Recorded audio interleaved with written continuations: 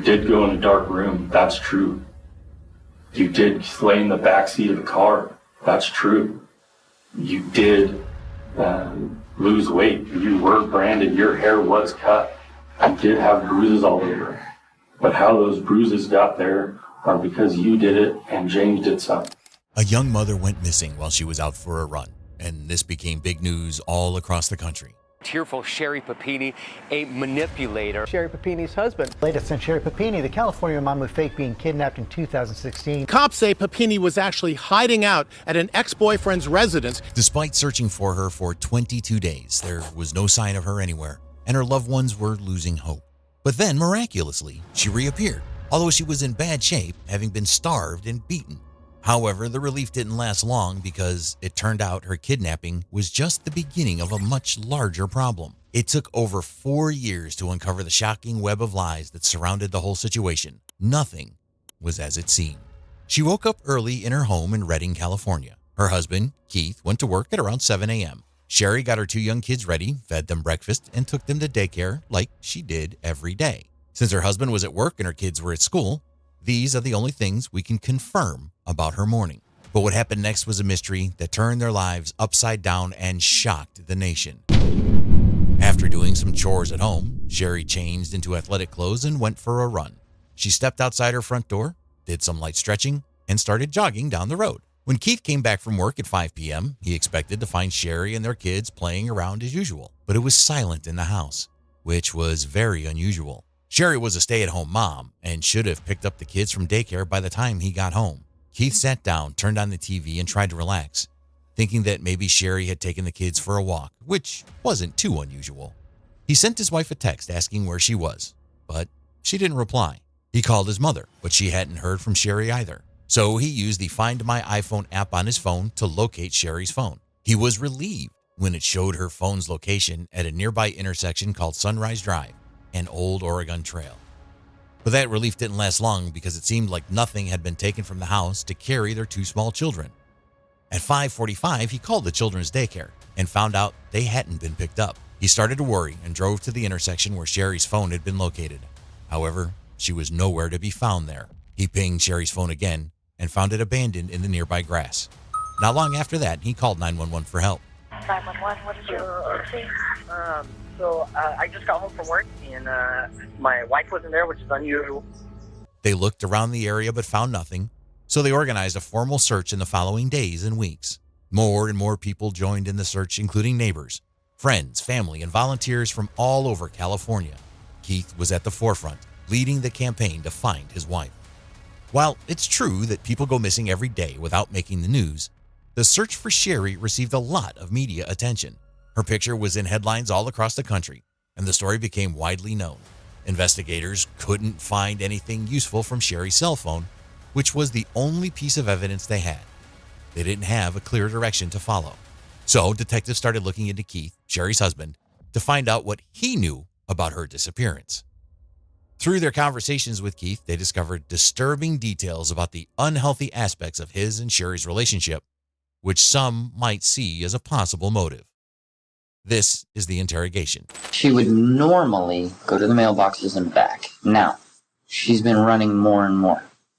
She wanted to get ready for the Casa run. We're all going to go to it's like the Casa where everybody jumps up superheroes. Okay. Now when I used to run, I'm not going to mailbox and back. That's nothing, so I would make a big loop and go down Old Oregon Trail and then come back. Now, through Paracast? I'd go Paracast and I'd come home Sunrise. Okay. So there's a possibility that she was like, hey, I'm going to step up my, running. I'm going to go this way. I'm going to walk the Old Oregon and then I'm going to run again or something. Yeah. And I keep going back to something like that because the way the phone is, I'm sure you guys have seen, I know I showed you a picture. It's weird to me, and I've got all my ideas, but my latest idea is I don't think it happened there. I think where the T is, where you can go Paracast or Sunrise, I think it happened somewhere in there because there's no houses except for that crack house. So I think 2 guys or something in a car, they drive, the phone gets cell phone range again. It doesn't have cell phone range right there. It makes a sound, ding or something, and they go, oh, and they grab it, and they give it a little chuck so it bounces, and then it kind of stays, but it's still pretty intact. So that's why I don't get that part. There's a few random stories I've been getting. obviously you have tips. I was hoping maybe you could see if you did get some good tips. We're allowed to talk about that. But one of the girls was like, oh, I saw her run by at 11:30, and I heard a scream over my radio at 2, and the cops never talked to me. And I'm like, well, what do you mean? They came to your house at like 1 a.m. because it was that weird house with the shady people. So then everybody wants to talk to all these people now, and I feel like there should be a dog going to empty house knock just to see if it smells anything around their house, because I still feel it's somebody, I don't think that lives near me, but I think it's an acquaintance of somebody down my street.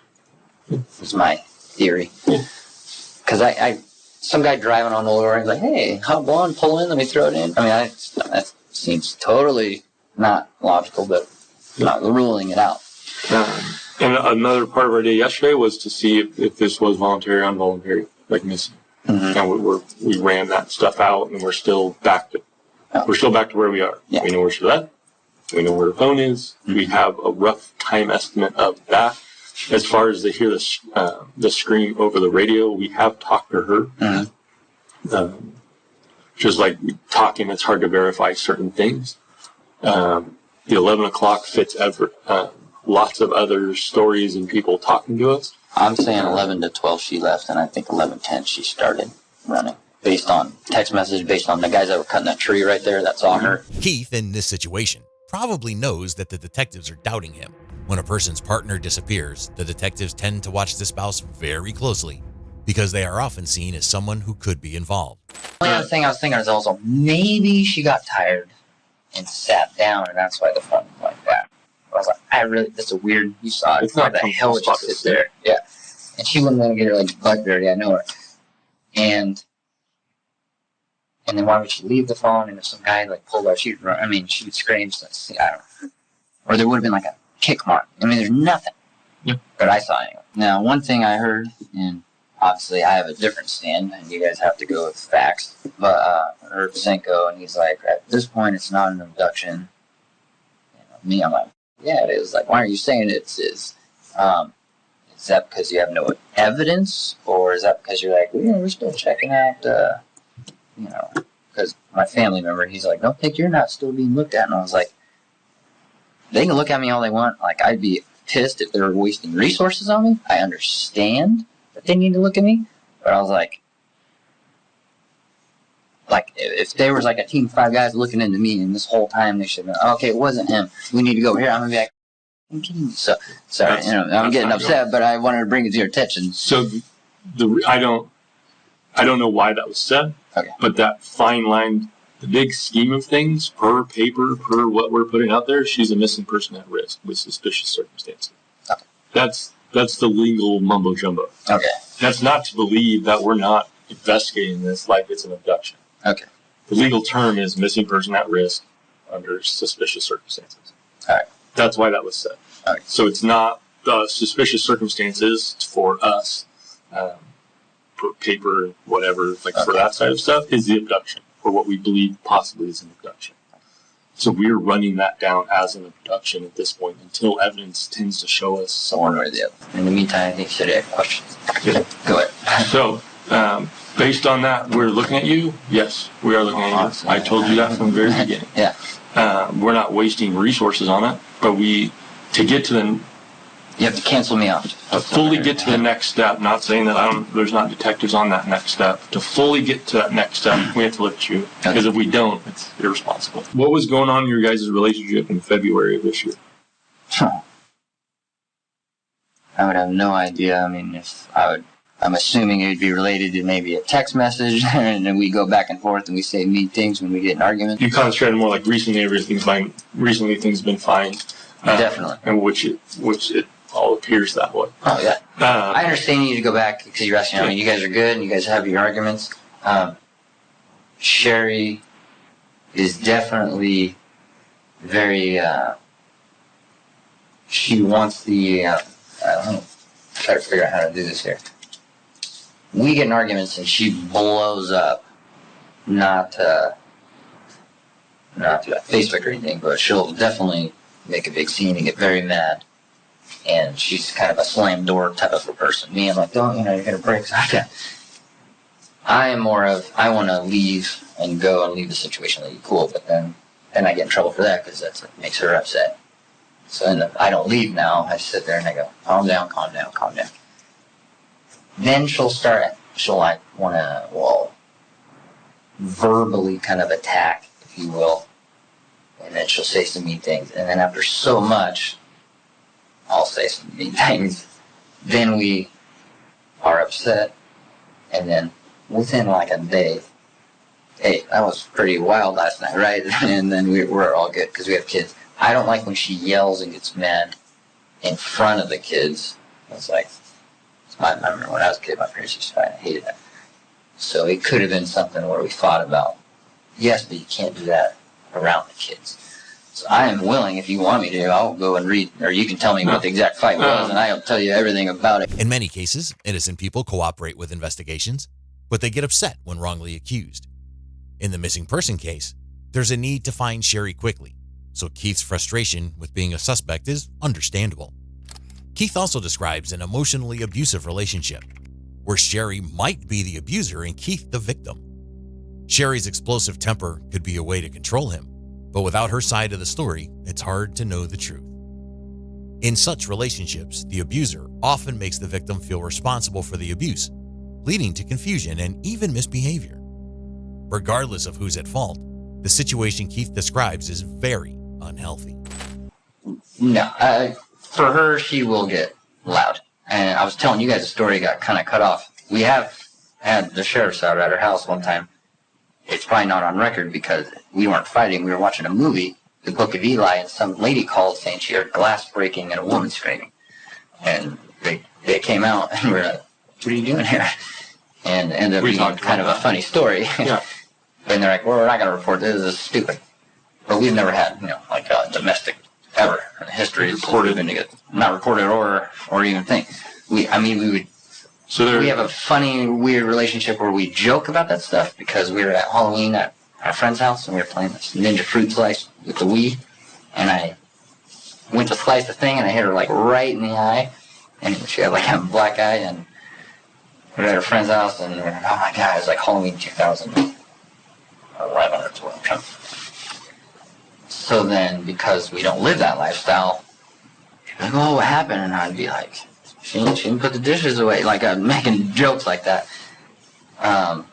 So everybody knows us as being like, jokers or something like that, but we would never in the history. So, back in 2011-ish, is that when that incident happened? With the wheat? Yeah. Give me a second here. We didn't have kids yet, so I'm trying to remember here. Pre-kids. Pre-kids situation. Pre-kids, and I can't even tell you the people of the house that I was at. Because there's noise. I've heard about this incident. That's funny. But it wasn't the Wii game. I heard the Wii game was like the cover for it.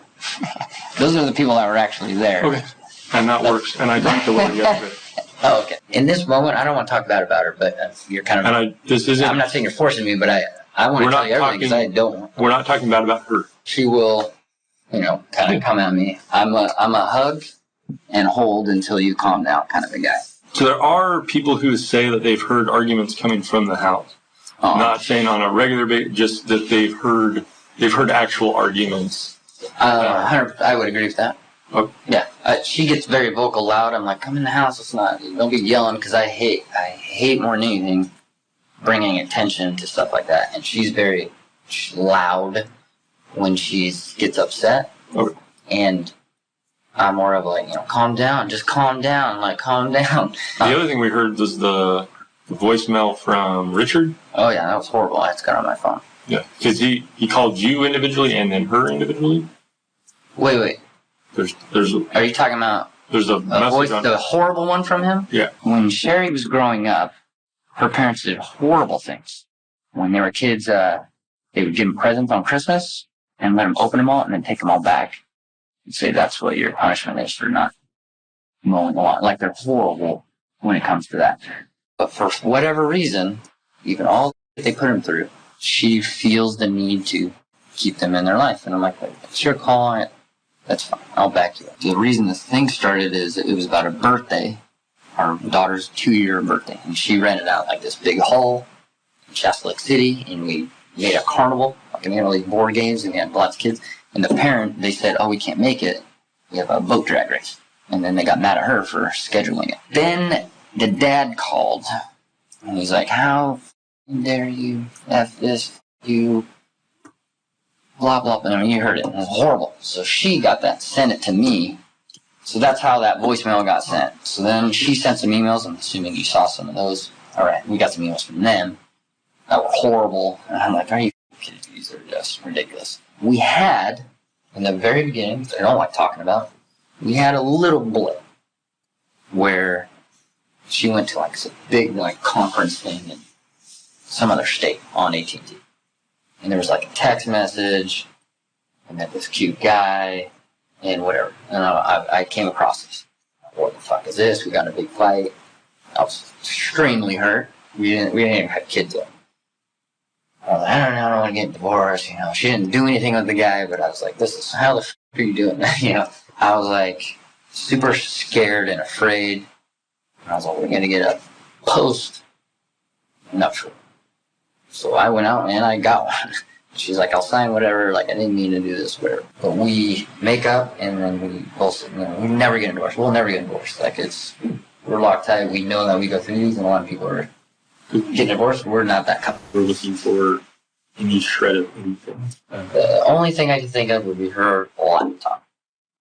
But if there is a computer there, and we're trying to find the skeleton life. Everybody's got a personal life, a private life, public life, and skeleton. Mm-hmm. So is that possible to get that stuff today? The laptop, yeah, I've really been using the iPad, so I don't really want to give that up. What's today's goal? We have people looking. We have people looking for surveillance. We have people contacting the people who've already been caught. So like the tips, like people are going and actively working. Yeah. So we are a fishnet out there. Everybody's doing something. So we don't. No, it's fine. I won't. Part of me wanted to like shut I-5 down for anybody coming and going. Everybody's got a piece of this in our agency. Go over there. I'll get that, and I'll just call you later. Yep. Sherry had a history of running away during her teenage years, but she later moved to Orange County with a boyfriend and reconnected with her sister. Before marrying Keith, she had relationships with different men. Described as an independent and unique person who didn't conform to societal norms, Sherry had her own way of living. Retrospect, sure, tons of red flags, right? But she was a counselor that was going out with a 15-year-old kid. Sherry, who had gone missing for 22 days, suddenly reappeared on the shoulder of Interstate 5. She looked malnourished and her wrists and ankles bound with zip ties and hose clamps, connected by a metal chain. Police arrived and she was taken to the hospital for a medical assessment. Sherry seemed reluctant to talk to the authorities at first, but her husband Keith encouraged her to provide any information that could help the investigation. Sherry's comments were perplexing, as she mentioned being frightened by a truck driver who had stopped to help her and made remarks about the recent presidential election and the World Series championship. She showed severe injuries, including bruises, a broken nose, and a branded mark on her back with a Bible verse. Sherry explained that her captors, two Spanish-speaking women, had kidnapped her while she was running. They tortured her, barely fed her, and kept her chained in a closet. Sherry also mentioned being transported in a dark vehicle, the make and model of which she didn't know. Sherry returned home with her family while the sheriff's office continued their search for her captors. They were determined to locate the two violent women responsible for Sherry's ordeal. Is that okay? Absolutely. Absolutely. You can do anything you want, other than assault me or hit Kyle. You can hit Kyle all you want. I'm good with that. Just don't hit me. Also, my skin is still very itchy everywhere, so I apologize. Everything is itchy all everywhere. No problem. Where would you like to start? I have Okay, so on November 2nd, 2016, what happened? did my usual routine, fed the chickens, cleaned the house, cleaned everything, just the usual. Nothing, yeah. Text message my husband to come home for lunch, which, looking back, is quite embarrassing. He's like, thanks for, that last text message. Honey, will you please come home to have sex with your wife for the time? So you went to daycare that morning, right? Do you remember that? Okay. Tell me about your drive to daycare. Ordinary, just the normal day? Yeah, absolutely. Just the normal. Fed the kids breakfast. Dropped them off at Pandora's. Nothing unusual. It wasn't even a hard goodbye. Sometimes they're like, no, don't leave me. And then when you left daycare, tell me about what you did after daycare. Drove back home. Okay. Did my usual. Put on my boot shoes. Went out to the chicken coop. Cleaned the coop. And then just started my usual cleaning, everything. Wrapped up present, got frustrated, changed into running clothes. Okay. I love so much that my husband knows my clothing so well that he knew what I was wearing. And what were you wearing? I was wearing that pink Nike hooded sweatshirt with the thumb holes that I hate. And the black, tight, I don't want to say they're leggings because they're a little thicker than that. The black, tight, stripy, not really stripy, just kind of black and white, speckled, we'll say. I want to be a better runner. I like to run, but it's difficult for me. So like getting back in the swing of it, I had an app that I would use that does, run this far, walk, run this far, walk, and it amps you up to like a 5K. Started running, saw the maybe there was 3 guys cutting the tree at, what's his name's house? The guy that did our, Toby, thank you. Toby's house. So down Casa, turned right onto Sunrise, got to the mailboxes, or just before the mailboxes started to slow down, I was just about to transition into walk. So it's run, walk, run, walk. Right when I got towards the mailboxes was right before it was going to say, now slow down. That's what the app does. We've listened to the app. It's pretty powerful. Now, walk. Yeah. Now, slow You're down. halfway through. Right? You're doing good. Yeah. So it's a funny app. So you get almost to the mailboxes and you think Sorry, my lips are like cracking and... Do you need some water? No, everything's like this. So you're painful right here, sorry. You're good. You're about to the mailboxes. About to the mailboxes. And these are the mailboxes near? At the end of the Sunrise Drive. Before the mailboxes, I start to slow down. I see a vehicle go past Sunrise Drive to maybe like the front 2 tires are past the actual street sign, and then it backs up. And I immediately have that feeling of, that was weird.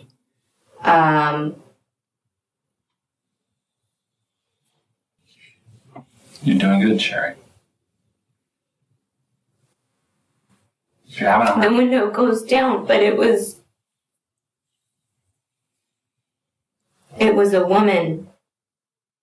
And they back up. Sherry recalled her traumatic memories of how that fateful day went from start to the point of her kidnapping. Because I know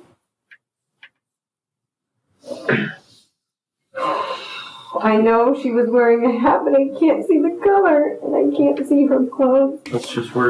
Let's talk about the big details. I'll make a note. He asked for help. I want to say it's maybe like a hey or something to get my attention. Is that the passenger or the driver? Okay. Is the car on Sunrise right now, or is it still on Old Oregon Trail? It's on Old Oregon Trail. I walked towards where the vehicle had backed up, but was still far enough away from it that, because I was still cautious, I had my phone in my right hand and my earbuds on, and I took out my left to hear her, and then she opened the door. And then I saw the small revolver. And I immediately ducked down.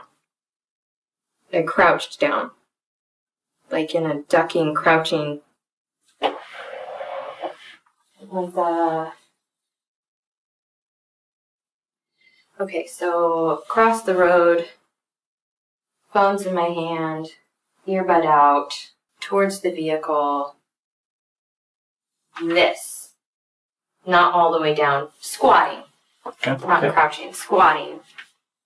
Laid my phone down. And then I turned and I pulled my hair out because I had to run away. And I didn't. And I should have. And I just... That's all I... Do you want to come back up to the table? And then I got up and went this direction. And I can't remember lifting my leg. I can't remember the back door open. So sometimes your brain says, we're not accessing that part right now because it's not time. We're not ready for it. So I've done it in the past with different cases where you look at it from a different point of view. Okay? Because your mind, your body uses different parts of your brain to access different pieces of information. Okay? Believe it or not, that's what happens. Going back to before you see the car, if there was a bird, a bluebird, a robin, whatever bird you pick, sitting on the fence line, sitting on the mailbox, sitting on the telephone line, or sitting in the tree, can you imagine in your mind, looking at it from the bluebird's perspective, what is that bluebird seeing going on? Running to the mailboxes, cutting diagonally. I didn't cut diagonally until the vehicle stopped, backed up, and then stopped again. I stopped at the grassy area, squatted, pulled out my hair, had my hands up. That is it. Does the bluebird see which side of the car you got in on? The car didn't move after it stopped, so I would say that would be the passenger side. But you don't know. Just remember. That's fine. Does the bluebird see which way the car goes? Or what's the car do next? Yeah. It wasn't what I saw, it was what I felt. I was very nauseous. Okay. And cold. Is the vehicle moving or stationary? The vehicle was moving. It was windy. Okay. Windy roads make me nauseous. Do you remember getting out of the car? No. You had an observation or a thought that the back window in the vehicle was large? Long. Long? Yes. Okay. Describe. What do you mean by that? I mean, it's one of those, duh, Brian. Describe that for me. Not like a truck bed that's covered, like a SUV. Okay. But some SUVs are like shorter. Right. It was longer. You're talking about from side to side? Yes. You're talking about the back, or if it Not is the passenger door window. There was Actual another window rear past the passenger door window. You and I are looking out Sunrise to Old Oregon Trail. Was the vehicle going this way? Yep. Okay. And then backed up. And then it backed up. So right now I'm pointing, that's northbound, and it backed up a little bit, then that's when you encounter Northbound's the side that's closest to Sunrise Drive, correct? Correct. Yes, then that's it. I'm very frustrated because if you're laying down in the vehicle, you would feel a U-turn, a acceleration, a braking. And I just can't find that. It's just not there yet. Do you remember any music as you were driving around in the car? Yes, mariachi music. Was it a station or what? Pandora? Like as in a radio station? Yeah. I want to say it was probably a radio station. I can't be sure, but did I hear any Pandora commercials? No. Did you hear any normal commercials? So like if we're listening to a radio? No, I didn't hear commercials. Like I I didn't really hear, and I don't think I ever heard a complete song from start to finish either. Sherry seems not to want to be interrupted while talking, seemingly like she's telling a story. I feel like every interaction, something's hurt. Gotcha. But you do recall being kicked or Yes. stomped on, Hit with objects, kicked, stomped on. Yes. slapped, punched, Yes. whatever? Yes. Never slapped. Okay. I feel like I have a good enough sense on how the brand occurred. So I don't need the play-by-play. I just have a couple of questions if you're okay with that. Yes. Let's get it over with. So obviously there's each lettering to it. Was it all at once or was it several different? It was separate. It was a long page. And was that in one extended time period or was it over multiple days? Or All done in one extended time period. and I know that the older one did it essentially. What was the younger one doing specifically at that time? She was to the right. I feel like she was the one touching the I want to say tools or something. She was the one handling. Could you hear it or could you see the tool? I couldn't see it because it was behind me. Where my head was on the table, I couldn't, that's not really an angle where I could see it. I don't remember. No, I'm just trying to remember. Was there clicking? Was there? I remember the sound. Give me some. You should give you something. I'll give you a pen. Like that kind of sound. The setting down.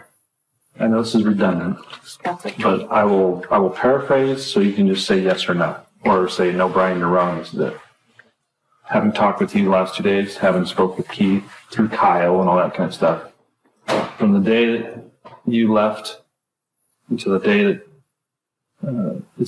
you were only at one location to the best of your knowledge from the time that you got picked up to the time that you were released. Oh, yes. Because that yes answers about 50 tips I got to close out. Because you've been seen in Nebraska. Oh, God. You've been seen in Reno. Okay, that's what I'm doing right now. I'm cleaning up a lot of that crap. Okay. Because I have to address each tip one way or the other. There was only 2 car rides. A car ride in and a car ride out. Thank you much for that. To the best of your knowledge. To the best of my knowledge, yes. Additionally, and to the best of your knowledge, you don't recall you physically going in to a store of any kind. No. You don't recall ever being in the back of a pickup truck. No. And that's stupid. That's Brian, okay. you're annoying the shit. That's okay. But it's not. This isn't me. I understand. I'm addressing the masses. When you physically left that residence or building that you were in, Okay. and you got outside to the steps, you went through a doorway. To the left, To the to doorway. my knowledge. I went out of the doorway and stumbled down to the stairs, and then I want to say I'm leaning towards turning left. Okay. Was the door swinging inward or outward? I don't know.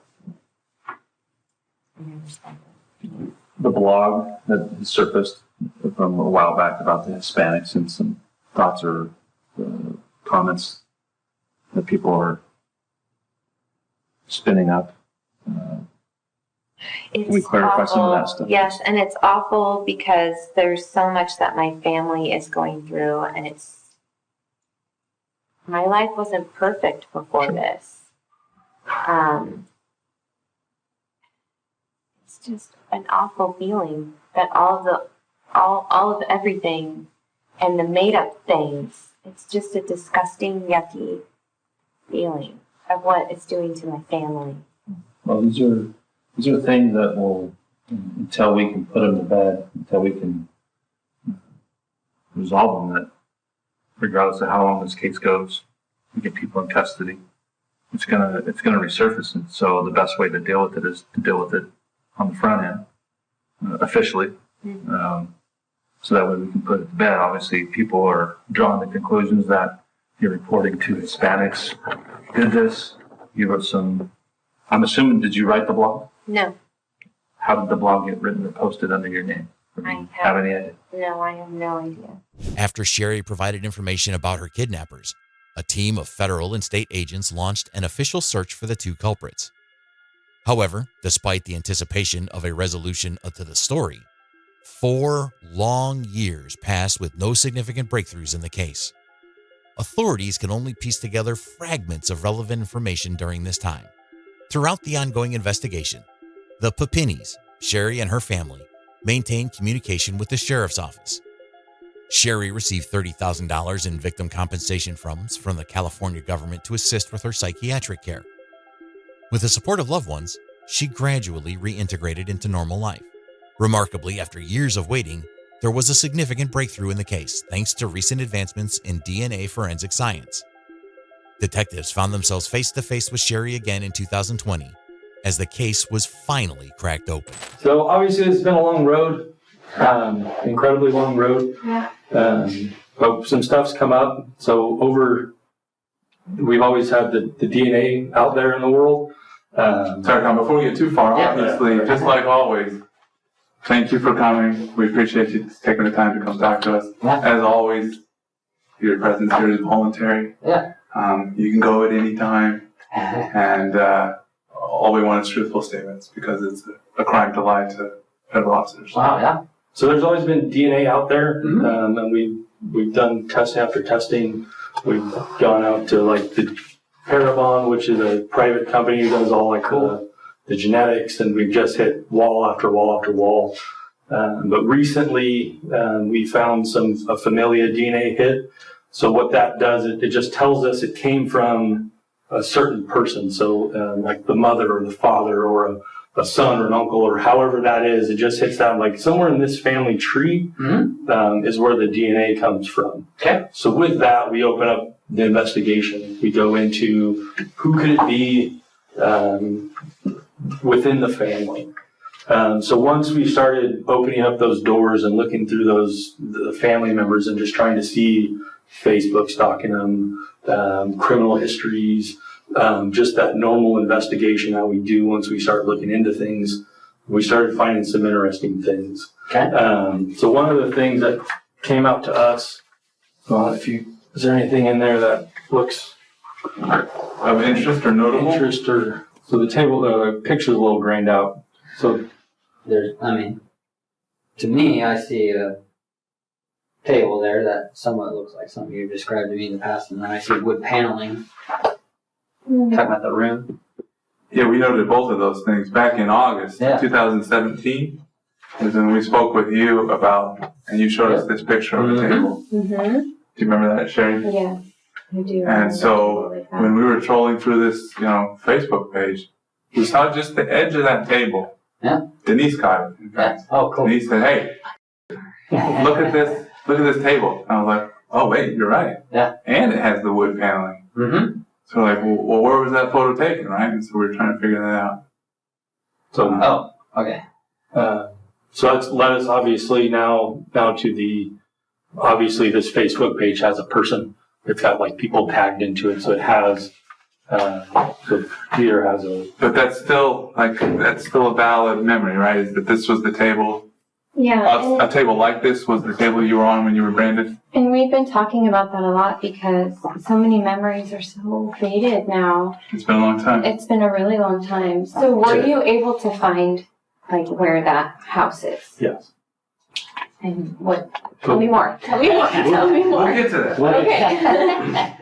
So if you look at this closet. It's a little bit different, but it's pretty, excuse my language, it's pretty fucking similar. But it's different. You said it looks very similar. What's similar? This is what I'm remembering, that feeling, grabbing it and feeling that feeling. But this part is different. This part is different. That definitely So you're saying this metal part, it looks the same as what you remember. But this piece right here. This part doesn't look the same. window. With the wood paneling. Trying to ignore the TV and stuff. I don't think you had a TV with you, right? Definitely not. What am I looking for the window? Do you want to know if it's like the same height? Well, the type of window, the wall itself, anything from these photos that make you believe that this was where you were being held. I feel like this wood paneling is too thick, but I mean, You mean this there way? was wood paneling, but I can't remember something like that being there, and I don't remember. So one of the things that we always noted in the bathroom description is just the weird layout of the bathroom. So do you remember the layout of the bathroom? Yes. Well, Let's talk about the description, best description, and then we'll start showing some but pictures. there's door, toilet, sink, tub. Is that what you mean? Yeah. So you walk in the door, first there's a toilet. Yes. On the Remember which side? If I'm. Shit's a It's word been a while. rule, just in general. I am. I don't know. But whatever, you walk in the door, on one left or right, you have a toilet, then... I want to say. What? I'm sorry. That's fine. I want to say toilet on the left. Okay. If we could go back to the closet really quick, though, I remember when you were talking about being chained into the closet and trying to figure out a way to get loose. You talked about working on a screw, right? Uh-huh. And what happened to that screw when you were done with it? I dug a hole in the wall and poked it into the wall. Okay. Because this is an interesting photo as well. Is this in the closet? That's in the closet. No, it was drywall. It was into the drywall. It was into drywall, but By the electric plug, I remember yeah. that. Okay. So maybe not that one. So we're showing you all of this because ultimately this is the house that you were at. We talked to the people who live there. We found the house. We found who was involved. We talked to who was involved. We talked to family who knows that you were there, and talked to a couple people talked to one guy who did see you during this event. Unfortunately, there's a lot of truths. There's a lot of things that were said that we have always confirmed, that we've always said. There's a lot of truths, and then there's some unknowns. Like one of the simple ones, like, well, this description of the bathroom is just weird. Like that was like an argument in all of our offices where we were sitting there like this part's weird. But then we find a house with it. Then the all thread through the thing, that's just weird. The detectives were able to locate the house, and the news about the DNA seemed to have Sherry scared. But why would she be scared? Keith seems to openly celebrate the capture of his wife's captors, displaying sheer excitement that they have been found after many years. In contrast, Sherry appears notably less enthusiastic about the news. She remains still and gazes at the officer for a few moments, likely experiencing another freeze response. When she regains her composure, she seems to signal to her husband to calm down. Keith's need to apologize for his natural reaction might provide further insight into their relationship dynamics. Some choices and some decisions ultimately changed the original path of what happened. So we'd like to talk to you more about those things, and we can do it with Keith here, or we can ask Keith to leave. To whatever you're comfortable with, so we can break down some of the problems. If you want Keith here, all we want is to have the truth. All we want is to be able to tell the truth. That's all we've ever wanted from day one. We talked to you for hours. We've been there. We've done all these different things, waiting for something, waiting for it to break, waiting for us to leak something to hear. Because the DNA came back, like I said, to a specific person. That specific person told us very specific things. His family then told us specific things. So we can step out of the room, let you guys talk, because I don't know what information I'm going to do, if it's life-changing news or if it's, oh yeah, everything's fine. I just don't know what it is. We'll be right back. I don't want them to find her. I don't want her to be arrested. I don't want to press charges on her. I don't want to find her. Listen to me right now, then. I don't know. I don't want them to find her. You're not listening to Tell me me. why. Because she saved my life. But tell me, honey, there's obviously something wrong. There's obviously something wrong. Tell me this is going to be really bad if you don't tell me. Look at how you're being right now. I am with you. No, I'm not being. I don't want them to find her. I don't want to press charges, and I don't want to go down that road. But you tell her? I don't want to go down that road. I don't want to press her. Because she saved my life, and she's the reason why I get to hold my children every single day. So you don't press charges? You still need to find out who it is. You're not making sense to me. To the point where I'm getting scared.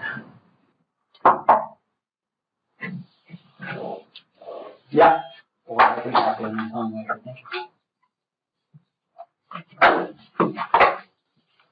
Do you want me to know or not? Hopefully you've had a chance to chat briefly. The fears later, maybe. Nothing. Answer the question. I don't know. You're in the driver's seat right now. I think it's easier to control things once you know what the information is. We're just still at the talking stage. We're at the control stage. You seem scared, Sherry. No, I'm not scared. What is it? I don't want you to find her. We're not going to find her. She's the reason why I get to see my children every day. I agree, but we're not going to find her. We can skip to the rock into the water and ruffle up the pond if we want to now. This is the last time if you want to do this alone or with Keith. Keith's been through this also on a different level. I'm ready to move on and throw the dart and throw the rock and see what happens to the water. Look, Sherry, look at me. What do you want? I don't want her to get in trouble. She's not going to get in trouble. The DNA came back to James Ray's. And the DNA that was on you belongs to James Ray's. The picture, and can I get the picture? The picture of the table is James Ray's little brother. He died recently. We talked to him. We've been on a polygraph. We talked to everybody around him. We have the rental agreements, phone rental, the car rental agreements.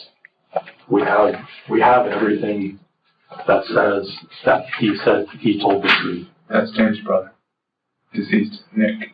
So everything, you've told us so many truths in this situation. The reason why you can describe the rooms is because you stayed in the room in the dark for hours, for days on end. The reason why you lost so much weight is because you stopped eating. The reason why you got a rash on your arm is because you cleaned his house. The reason why the brand is because he went to the store, bought the branding tools, and branded you. The reason why your nose was broke is because of a hockey stick. I know all of those things, and I know I know all of that because he passed a polygraph test. That said, it's not an abduction. She asked me to come and get her. No. I rented a car. No. Drove up and picked her up. He passed the polygraph test, Sherry. He loves me. What's up? We were friends. Mm-hmm. There's no way. And he came and got you because you asked him. No. When was the last time you had contact with James? His brother died. Brother died in 2017. Is that right? I don't remember. Was it before or after the abduction? Before. When was the last time you saw James? I don't know. Forever ago, when I lived in Southern California. So the last person-to-person contact you had with him was back in 2006? When you were living in Southern California? I don't know. So was it prior to your marriage? It's him. There is no way it's him. Sherry appears to have been caught in a lie, and it's noticeable how she attempts to change her story as the situation unfolds. Towards the end, she tries to deny any knowledge of her ex-partner's involvement in her kidnapping. But if we pause for a moment and consider Keith's emotions at this point, it's a challenging situation. He had gone through a lot and was even the primary suspect in the case, which must have been incredibly distressing for him. On the drop-off point, you did go in a dark room. That's true.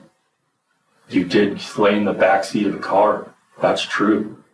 You did lose weight. You were branded. Your hair was cut. You did have bruises all over. But how those bruises got there are because you did it and James did something. The reason why your nose got broke is because you held the hockey stick to your face and he forced it into your nose. The reason why the brand is in a straight line is because he did it. He described exactly where it was. He told us exactly how he did it, where he did it, how he did it. Only you and I and maybe 5 other people know where the brand was. He told me immediately.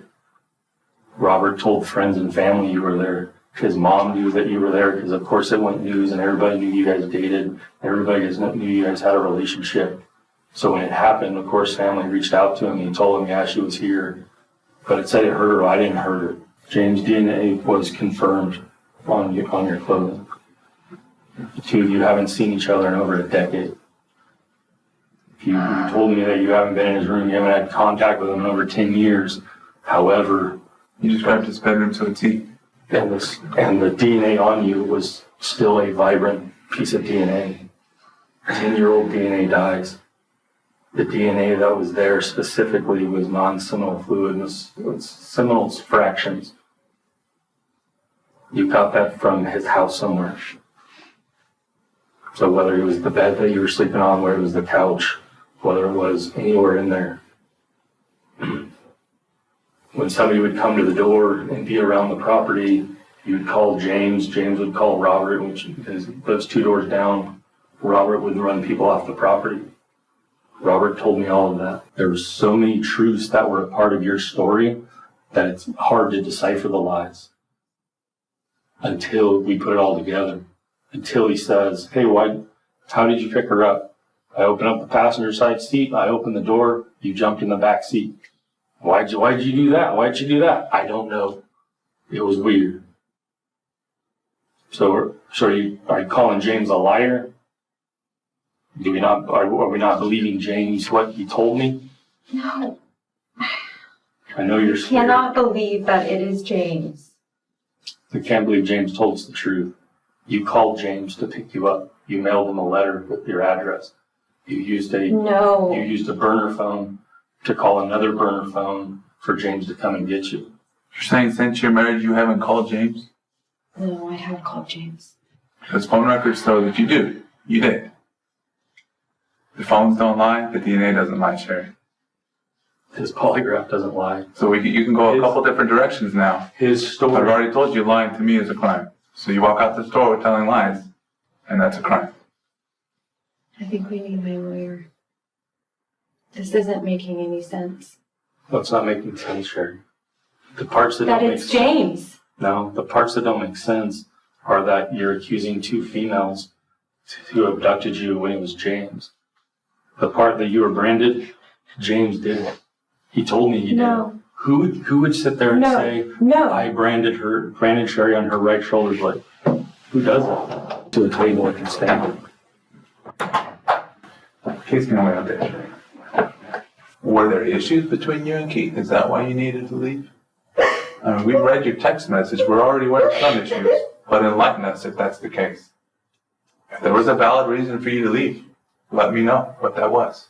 My husband. So, were you in an abusive relationship with him?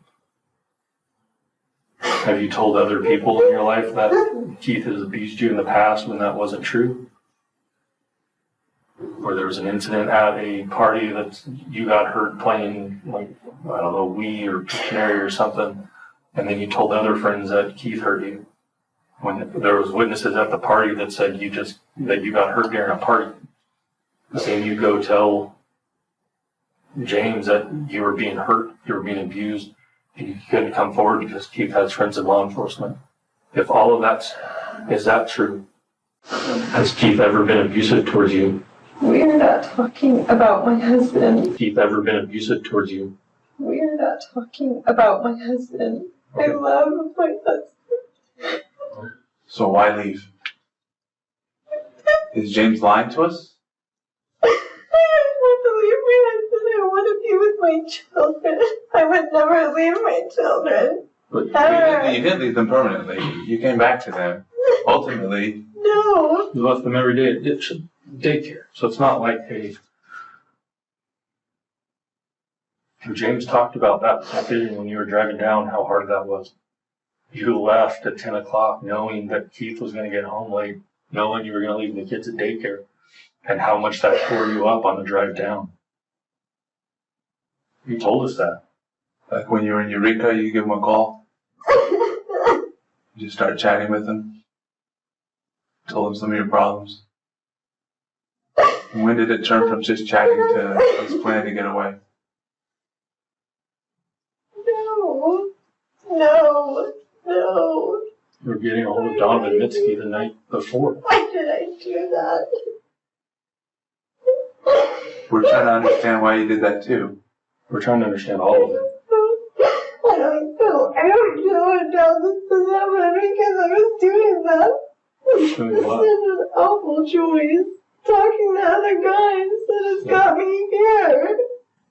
Why did you ask James to come get you?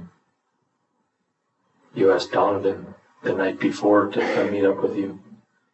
Everything happened at once. You were asking him to. Stupid thing to do. Why did you ask him to come pick you up? Was that an I don't know?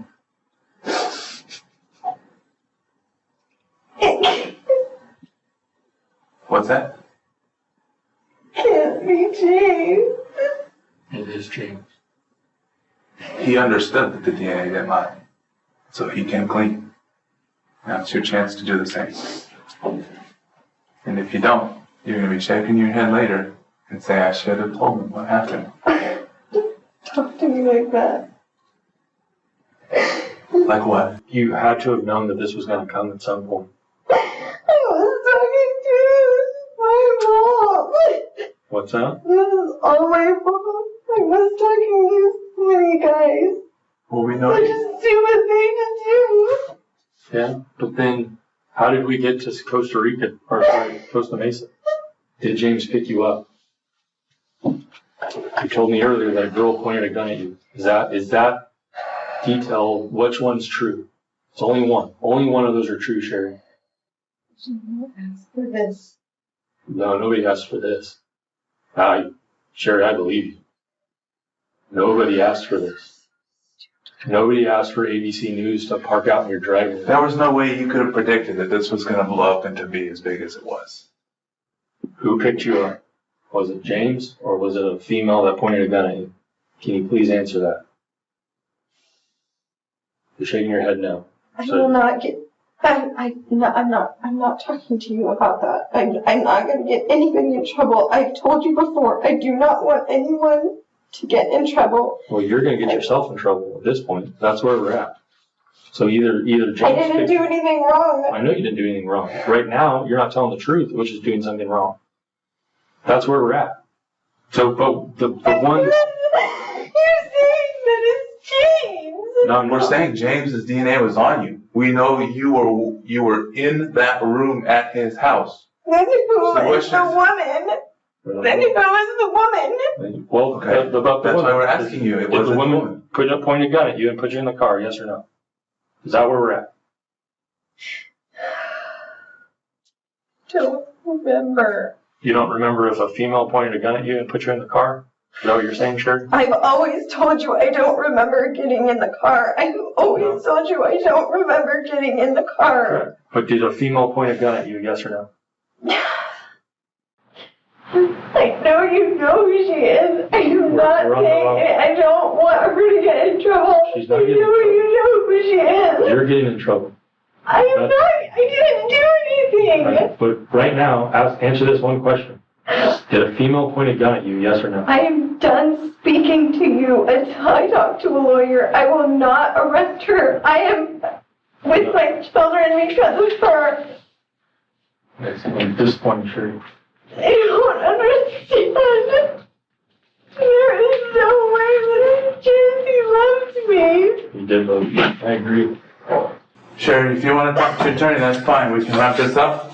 If you want to keep talking to us, that's a separate story, but you said you wanted to talk to your attorney, so like from the beginning, you're free to go and you can go. I would ask you one more question, just for your own welfare.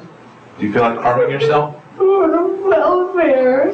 Do you feel like harming yourself? No, I just hug my children and go home. Okay. After Sherry requested an attorney, there wasn't much to be done. She left the room, but they called Keith one last time. To me, I mean, from my side, I feel like my whole world's gonna flip upside down again. Why is that? Why am I always getting held out of things? Like, why can't you just hit me with it? I did. I know, yeah. Because this happened Monday. No, you're saying you can't tell me all this stuff. It's still an ongoing investigation, so. From my side, but now you're telling me, okay, you guys can go home now. Well, do you think I want her anywhere around my kids or around me at all at this point? And again, we've talked a lot. I don't know what the next stages of this are. That's why it's not us together. I did that one. Whatever those decisions are, I don't know. But we can all agree that she's not over there. Then obviously, if somebody can do something like that to their body and try to trick everybody that they're probably not fit to. It was 4 years ago. Sherry's dramatic saga took an unexpected turn as it unfolded. After the 4 years that authorities dedicated to her case, they couldn't make any substantial discoveries and their hopes were diminishing. However, in a remarkable twist, advances in DNA forensic science breathed new life into the investigation, leading to a breakthrough in 2020.